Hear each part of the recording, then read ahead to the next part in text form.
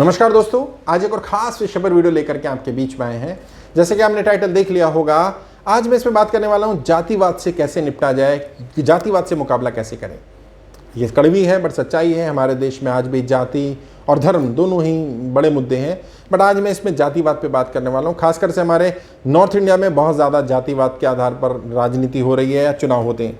तो क्या इससे पार पाई जा सकती है या नहीं पाई जा सकती, और पाई जा सकती तो कैसे? मोटे मोटे तौर पर मैं 4-5 तरीके बताऊंगा आपको जातिवाद से कैसे लड़ाएंगे, कैसे मुकाबला करेंगे।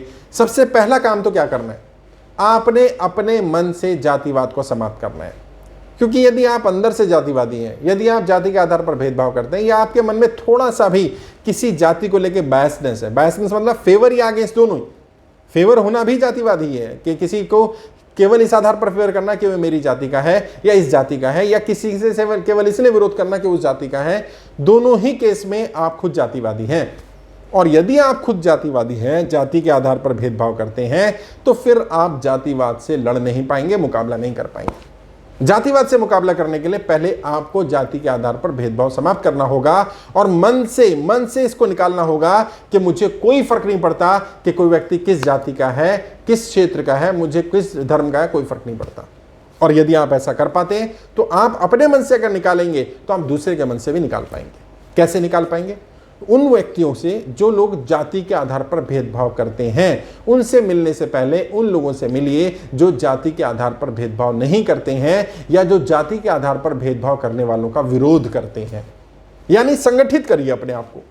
तो कहते हैं ना, अकेला चना भाड़ नहीं फोड़ सकता। वैसे तो मैं इस पर कभी और बात करूंगा कि अकेलों ने ही इतिहास रचा है, लेकिन कम से कम आज की स्थिति में आप अकेले होंगे तो आप पर अटैक होना, आपको परेशान करना, आपके ऊपर अत्याचार करना आसान हो जाएगा। तो पहले ऐसे लोगों को आइडेंटिफाई करिए उस क्षेत्र में जहां आप रहते हैं, जो चुनाव लड़ने वाले हैं। मान लीजिए आप जिला स्तर का चुनाव लड़ रहे हैं तो जिला स्तर पर, ब्लॉक स्तर का चुनाव लड़ रहे हैं ब्लॉक स्तर पर, आप ग्राम स्तर का चुनाव लड़ रहे हैं वहां पर, विधानसभा स्तर का चुनाव लड़ रहे हैं विधानसभा पर, लोकसभा स्तर का चुनाव लड़ रहे हैं लोकसभा पर। ऐसे लोगों को आइडेंटिफाई करिए जो जाति के आधार पर भेदभाव नहीं करते हैं, और जब कोई जाति के आधार पर भेदभाव करता है तो वो खुलकर उसका विरोध करते हैं। अब सवाल ये, ऐसे लोग कहां से मिलेंगे? वैसे तो आजकल सोशल मीडिया का ज़माना है, तो सोशल मीडिया पर ऐसे बहुत सारे ग्रुप मिल जाएंगे। ऐसे ग्रुप ज्वाइन करिए।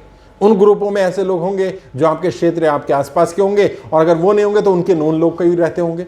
तो ऐसा ऐसा ऐसा ऐसा आपका पेनिट्रेशन शुरू होगा। ऐसे लोगों से मिलना शुरू करिए, बातचीत करिए, अपने विचार रखिए, उनके विचार सुनिए। उन्होंने जातिवाद से मुकाबला कैसे किया, उनके साथ कब भेदभाव हुआ, होता है या नहीं होता है तो वो क्या करते हैं, जब दूसरों के साथ भेदभाव होता है तो वो किस तरह से रिएक्ट करते हैं।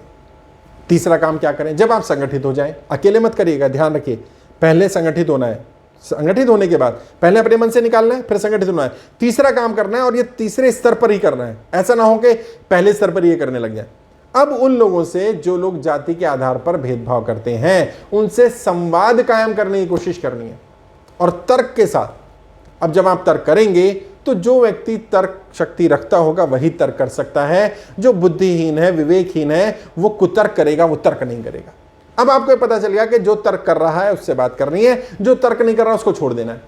असल में जो जातिवाद करते हैं, जातिवाद फैलाते हैं, वो बहुत तार्किक लोग होते हैं, और जिनसे फैलवाते हैं, जिनके बीच में जातिवाद करते हैं, वो लोग तार्किक नहीं होते। उनकी तर्क शक्ति, बुद्धि, सोच समझ कम होती है। यानी उन्हें मूर्ख कहा जा सकता है, या उन्हें बेवकूफ़ बनाना, बरगलाना बड़ा आसान है, धर्म के आधार पर या जाति के आधार पर।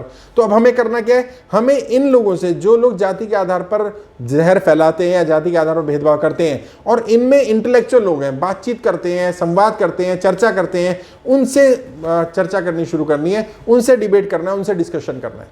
जो डिसीजन मेकर्स हैं उनसे बात करनी है। यानी कि कोई पर्टिकुलर जाति का अध्यक्ष हो सकता है, कोई समाज का अध्यक्ष हो सकता है, कोई किसी समाज के आधार पर संस्था बनाई गई, उसमें कोई बड़ा पदाधिकारी हो सकता है।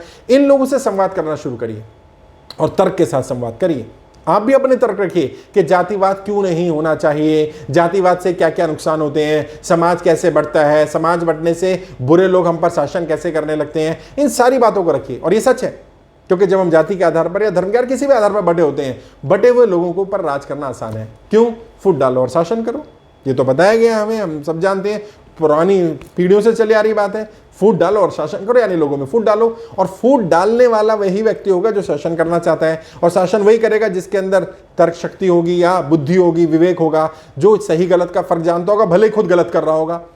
इन लोगों से तर्क करिए, और फिर जब इनका तर्क करने के बाद आप उनको जवाब दे पाए और उनके पास आपकी बातों के जवाब ना हो, तो फिर उनकी इन बातों को पब्लिक डोमेन में रखना शुरू करिए। भाई मैंने ये सवाल पूछा था, इसका जवाब नहीं मिला, ये सवाल पूछा था, इसका जवाब नहीं मिला, ये पूछा था, इसका ये जवाब दिया है। और फिर उन लोगों के साथ जिन्हें भड़काते हैं, बरगलाते हैं, उन तक अपना पेनिट्रेशन करिए। डायरेक्ट जाने की जरूरत नहीं है, आज का सोशल मीडिया का जमाना है, सोशल मीडिया के थ्रू जाइए, वीडियोस बनाइए, यूट्यूब के माध्यम से जाइए, फेसबुक के माध्यम से जाइए, ट्विटर के माध्यम से जाइए, अलग अलग इलेक्ट्रॉनिक मीडियम का यूज करिए। अब वो फोन में अगर आपको देख करके गुस्सा है, नाराज है, तो अपना फोन फोड़ेगा तो नहीं, ज़्यादा ज़्यादा क्या कर सकता है, वीडियो को डिसलाइक कर सकता है, ज़्यादा ज़्यादा क्या हो सकता है, आपके खिलाफ कुछ कमेंट लिख सकता है।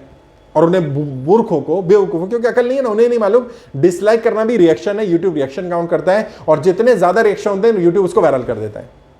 मतलब अगर मान लो आपकी वीडियो पर ज़्यादा डिसलाइक जाए तो भी वो वायरल हो जाएगी। हाँ, वो यूट्यूब ज़्यादा लोगों को दिखाने लगेगा कि इस पर रिएक्शन हो रहा है, कमेंट आएंगे नेगेटिव, क्योंकि यूट्यूब को इससे मतलब नहीं है नेगेटिव आया पॉजिटिव आया, कमेंट आएंगे वायरल हो जाएगी, लाइक आएंगे तो वायरल हो जाएगी, शेयर आएंगे तो वायरल हो जाएगी। फेसबुक का भी यही पैटर्न है, वहां डिसलाइक का ऑप्शन नहीं है भले, लेकिन कमेंट करिए, लाइक करिए, शेयर करिए, कमेंट नेगेटिव करिए, पॉजिटिव करिए, जितना ज्यादा आप कमेंट करेंगे वो ऊपर दिखता रहेगा पोस्ट। इन मूर्खों का इस्तेमाल करिए, फिर ऐसे लोग आपके साथ और आने शुरू होंगे। और जब आप एक संगठन के रूप में जाएंगे तो ये लोग जो जाति के आधार पर भेदभाव करते हैं, या जो इनके गुर्गे होते हैं, जो इनके इशारों पर काम करने वाले मूर्ख लोग होते हैं, ये अंदर से खोखले होते हैं, क्योंकि इनको मालूम है कि इनका आधार स्ट्रांग नहीं है। इनको मालूम है कि इस भेदभाव से नुकसान हो रहा है। कोई नेता, कोई पार्टी, कोई संगठन केवल मूर्ख बनाकर उनका वोट ले रहा है, उन्हें डर दिखा करके वोट ले रहा है। और जिस दिन ये बात उनको पता चल जाती है, उस दिन वो जाति धर्म के बहकावे में नहीं आएंगे। यानी ये एक लंबी प्रक्रिया होगी, सामाजिक प्रक्रिया भी है, राजनीतिक प्रक्रिया भी है। सामाजिक प्रक्रिया में काम करेंगे तो राजनीतिक परिवर्तन आएगा। सामाजिक और राजनीतिक परिवर्तन साथ साथ करना पड़ेगा। जनता को समझाना पड़ेगा कि बुरे लोग हम पर शासन क्यों करते हैं। कमजोर राजनेता कौन होते हैं? जो जाति धर्म के ऊपर राजनीति करता है, वो राजनेता सबसे कमजोर होता है। ये बात जनता के मन में डालनी है और बताना है कि तुम्हें जाति धर्म के व्यक्ति को वोट करके, चुन करके, सांसद, विधायक, मंत्री बना करके तुम्हें क्या लाभ हुआ, तुम्हें क्या मिला। वो तो मंत्री बन गया, वो नेता बन गया, तुम कहां पहुंचे? अपनी 2 पीढ़ी, 3 पीढ़ी, 4 पीढ़ी में देखो जाति धर्म करते करते कहां पहुंच गए और कितना नीचे जाओगे। और एक बार में नहीं होगा, बार बार करना पड़ेगा, क्योंकि ये जाति धर्म भी बार बार डाला गया है। आज मैंने वैसे जाति के विषय पर बात की है, धर्म के विषय पर कभी और बात करेंगे, बट अमूमन तरीका यही रहेगा। धर्म के आधार पर भी ऐसे ही काम करना है, मन से अपने निकालना पड़ेगा आपको। मैंने कोशिश की है कि जातिवाद से कैसे लड़ा जा सकता है, बट ये लंबी लड़ाई होगी, ये कोई बहुत शॉर्ट टर्म में नहीं होने वाला है। शॉर्ट टर्म में किसी किसी कॉन्स्टिट्यूंसी में नतीजा दिख सकता है, लेकिन लोगों के अंदर इतना जहर है, इतना डाल रखा है और डाला जा रहा है लगातार, कि आप जितना निकालेंगे उससे ज़्यादा डालने की भी कोशिश होगी। समाज में तोड़ने वाले और जोड़ने वाले दोनों तरह के लोग होते हैं। जोड़ने वाले लोग भले ही ज़्यादा होते हैं, लेकिन ये संगठित नहीं होते हैं, इसलिए इनका पता नहीं चल पाता।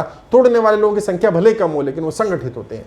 तो आपको संगठित होना पड़ेगा, जोड़ने वालों को इकट्ठा होना पड़ेगा, तब जाकर के जहर जातिवाद का राजनीति से निकल पाएगा। कम जरूर होगा, आहिस्ता आहिस्ता, लेकिन समाप्त होने में बहुत समय लगने वाला है। मैं समझता हूँ ये वीडियो आपके काम आएगी। जो चुनाव लड़ने वाले हैं उन्हें पता चलेगा कि हमें लंबे समय में, लॉन्ग टर्म में इसके नतीजे जरूर निकलेंगे। कोशिश करिए, प्रयास करते रहिए, अपने स्तर पर सबसे पहला काम करिए कि अपने दिल से भेदभाव को निकालें। आज के लिए इतना ही, आगे किसी और विषय पर बात करेंगे। आपका कोई सवाल है, कोई डाउट है, कुछ पूछना चाहें तो आप वीडियो के कमेंट बॉक्स में लिख सकते हैं। किसी और विषय पर, टॉपिक पर वीडियो चाहिए तो लिख सकते हैं। जिस साथी ने वीडियो बोला था मैंने बना दिया वीडियो, वो साथी भी कमेंट करके बता सकता है कि हाँ, उन्होंने कहा था कि जातिवाद से कैसे निपटारा किया जाए, कैसे लड़ा जाए। इस पर आप बात रखिए। आपके उज्ज्वल राजनीतिक भविष्य के लिए हार्दिक शुभकामनाएं। जय हिंद, जय भारत।